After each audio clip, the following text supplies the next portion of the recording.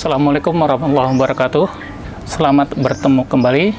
Hari ini kita akan mengupas jenis sekam untuk tanaman, di mana kalau kita perhatikan dalam penanaman pohon aglonema dengan menggunakan sekam tanaman, maka ini akan nampak sekali adanya perbedaan bentuk dari sekam tersebut. Sehingga dalam penggunaannya ada hal-hal yang harus diperhatikan. Karena dari perbedaan jenis sekam tersebut, maka teknik perawatannya pun akan berbeda pula. Inilah yang akan harus kita perhatikan dalam penanaman pohon aglonema dengan menggunakan sekam tanaman.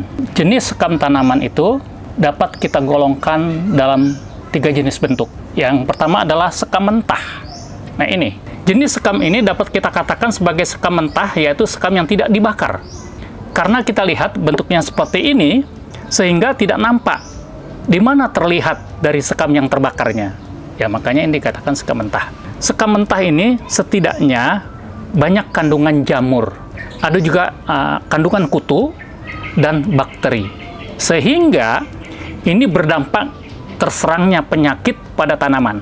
Dengan demikian, kalau kita menggunakan media tanam ini, maka ini harus kita perhatikan. Setidaknya ada 3 hal yang perlu diperhatikan, yaitu bagaimana penanamannya, kemudian kondisi bentuk tanaman aglonemanya yang akan ditanam, dan bagaimana teknik perawatannya.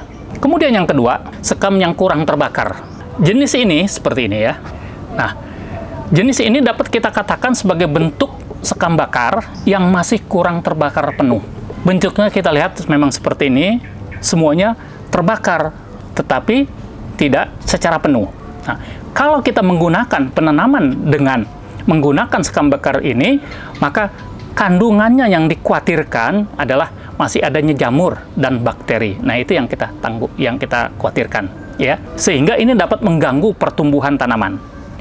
Sehingga dalam penggunaan sekam ini setidaknya juga harus kita perhatikan bagaimana bentuk penanamannya, kondisi bentuk tanaman aglonemanya, dan bagaimana teknik perawatannya. Kemudian yang ketiga, ya, sekam bakar. Nah, jenisnya seperti ini kita lihat.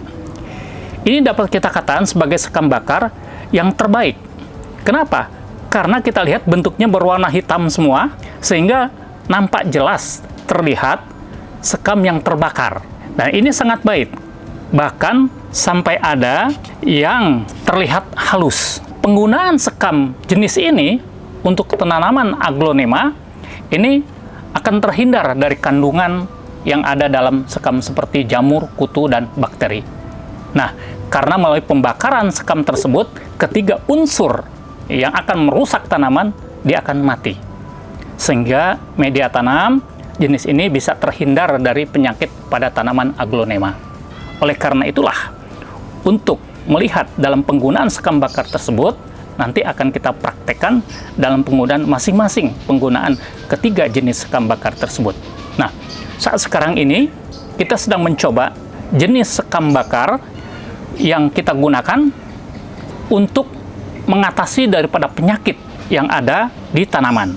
Dan yang kedua juga, kita gunakan juga jenis sekam bakar separuh, ya, campur, artinya setengah matang.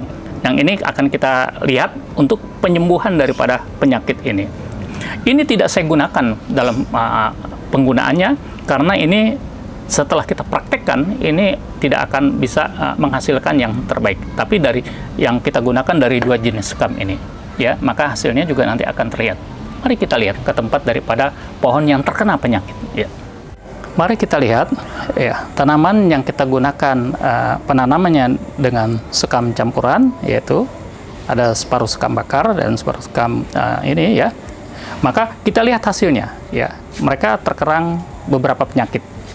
Ada yang terkena penyakit kutu putih, nah ini ya, kita lihat, dan ada juga yang pembusukan seperti di batang ini.